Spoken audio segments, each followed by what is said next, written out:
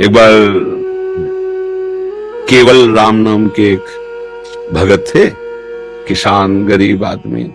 पहले हमने देखा है गांव में बहुत गरीबी होती थी, अब तो थोड़ा आर्थिक व्यवस्थाएं सुधरी हैं, क्योंकि पहले ट्यूबवेल आदि की व्यवस्थाएं नहीं थी, बहुत मुश्किल से सिंचाई होती थी और खाद आदि भी नहीं थे।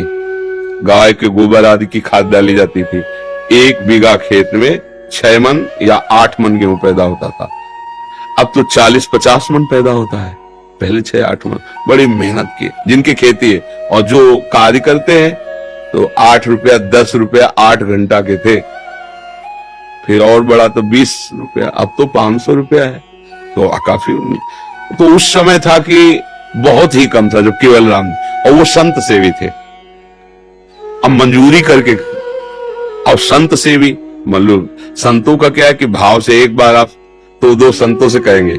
उस गांव में एक भगत है, बहुत श्रद्धावान है, तो 4 संत आने लगे, फिर संत मंडली आने लगी। अब उनके पास अर्थ तो था नहीं। एक दिन संत मंडली आई, कुछ नहीं खाने को।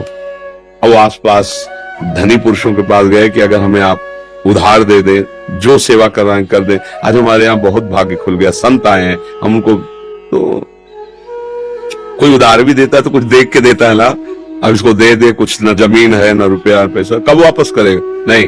तो एक बड़े चतुर थे, उन्होंने कहा हमें कुआं खोदवाना है, तुम कुआं खोद दोगे? पक्का, हम और पत्नी दोनों मिलकर कुआं खोद देंगे, पर आप इतना दे दो कि हमारे संत पाले। उनका जय दिन संत रहेंगे, तय दिन हमारे यहाँ से ले जाओ भोजन। तो आटा दाल घी चा, बड़े प्रसन्न। 2-3 दिन संत रुके, खाए पिए चले। अब वो दोनों पति पत्नी कुआं खोदने में लगे। एक फावड़ा मारते राम भगत, वो तसला उठाते राम, नाम लेते हुए ऐसा 60 हाथ खोदने पर तब कहीं पानी निकलता था, तो अभी 40 हाथ ही खोदा होगा, कि वो पत्नी तो ऊपर थी और बीच से रज भसक गई और कुआं तुप गया। तो 20-25 हाथ मिट्टी उनके ऊपर। अब सेठ ने कहा कि भाई हम क्या कर सकते हैं, और उस समय जेसीबी वाला जमाना तो था नहीं, पुराना समय। कहा भाई हम तो पैसे भोजन दिया था, तय किया था खुदवान, और मर गए कैसे, अब इतना खो कैसे भाई, कोई यंत्र हो तो जल्दी जल्दी। और फिर मनुष्य जीवन तो एक क्षण का है, श्वास पूरी नहीं तो मर जाओगे भाई, आधा मिनट, पौन मिनट, 1 मिनट, इसके बाद तो दम घुट जाएगा, प्राण तो मर गए, ऐसा सबको।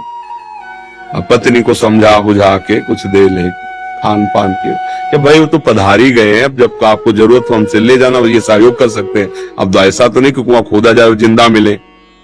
पर वो राम राम जपने वाले एक एक फावड़े पे कुआं पूर दिया गया कि ये ठीक नहीं, असगुन हो गया, आदमी मर गया उसमें।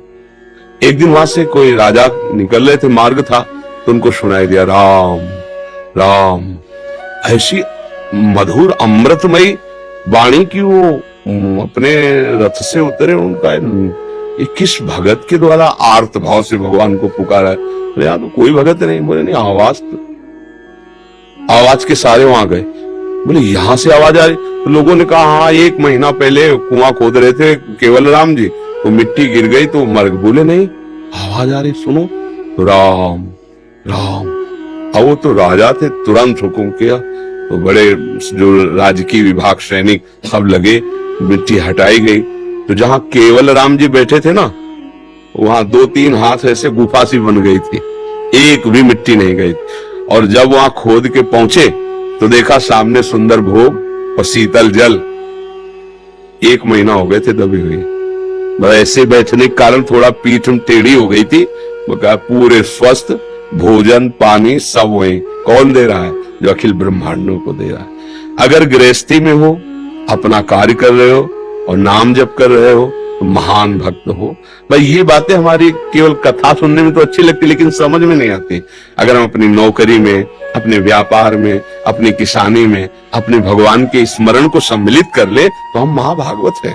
बिल्कुल, इसमें बिल्कुल डरने की जरूरत नहीं कि अब हम भजन करेंगे तो गोली कैसे चलाएंगे। वो भी भजन है, जैसे माला से भजन हो रहा है वैसे गोली चलाने। अगर तुम्हारा अधिकार है और कानून व्यवस्था आदेश करती है उसको दंड देने के लिए, तो वो दंड देना भी भजन ही होगा। ऐसा